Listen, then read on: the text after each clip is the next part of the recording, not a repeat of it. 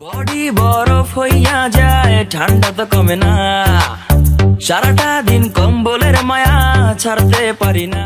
তো কি অবস্থা মামুর বেটা শালারা, দেখতে দেখতে তো শীতকাল পুরা দমে আইসেই পড়লো। হ্যাঁ ভাই, গ্রাম অঞ্চলে 55 ডিগ্রি তাপমাত্রায় শীত পড়ছে।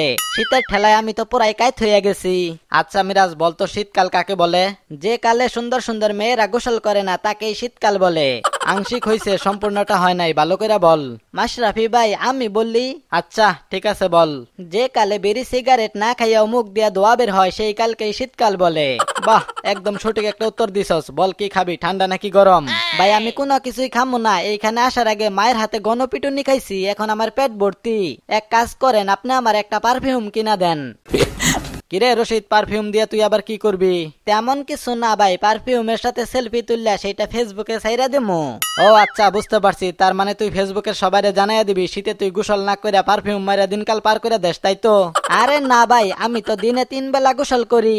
তাইলে সত্যি করে বল, তুই আজকে গোসল করছস? হ্যাঁ ভাই খাইছি। আমি জিগাইছি তুই গোসল করছস কিনা। হ ভাই, আমি তো আজকে মুরগির মাংস দিয়া ভাত খাইছি। আরে পাগলা, তোরে জিগাইছি তুই আজকে গোসল করছস কিনা। মাহমুদুল্লাহ ভাই, আপনি মনে হয় আমারে ভালোবাসেন না, আমি যাই গে। যা যা যা, সর সর সর, সামনে সর। শীতকালে গোসল না করাই ভালো। একদিকে যেমন পানির অপচয় কমবে, অন্যদিকে করোনার জীবাণুগুলা শরীরে আরামায়েশে বসবাস করতে পারবে।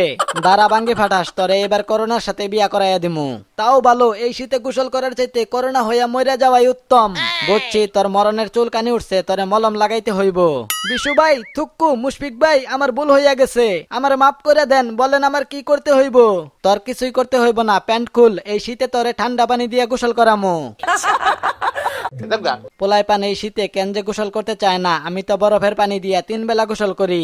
Darren Barber, Kevin Peterson, Solomon Ben, you have 24 hours.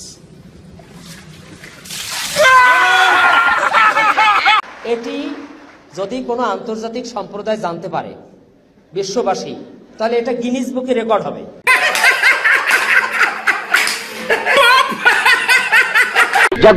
আচ্ছা গেল ভাই, 2-3 মাস অগ্রিম গোসল করে রাখার কোনো ব্যবস্থা নাই? আছে আছে, কিন্তু এই প্যাকেজটা দারাজ থেকে অর্ডার করতে হবে। আমি বুঝতে পারতাছি না আপনারা সবাই দারাজের পিছনে এইভাবে লাগছেন কেন। দারাজ আপনাকে কি ক্ষতি করছে?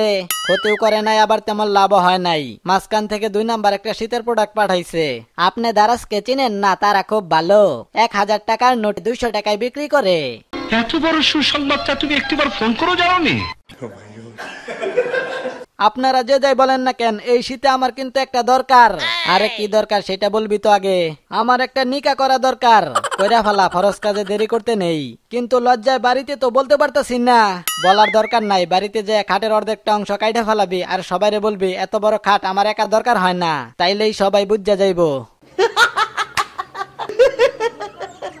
শীতকালে দিনগুলো একদম ছোট হইয়া যায়, সারাটা দিন কিভাবে পার হইয়া যায় বুঝতেই পারি না। ভাই শীতকালে শুধু দিনই ছোট হয় না, আরো একটা জিনিস ছোট হইয়া যায়, আপনারা জানেন নাকি? নারে রশিদ, তুই তো বড়ই পাকনা হইয়া গেছস। তবে মনে রাখিস, অল্পকালে পাকেলে চুল, দুঃখ থাকে একুলুকুল। জি স্যার। যাই হোক, অনেক কথা বললাম, এবার বাসায় যাইগা, বাড়িতে যাইয়া ঘুমামু। ঘুমাবি মানে তোর কি কোনো কাজ কাম নাই নাকি? না ভাই, আমি শীতকালে কোনো কাজ কাম করি না। ও আচ্ছা, তাহলে গরমকালে কি কাজ করস? কেন, শীতকাল আসার অপেক্ষা করি।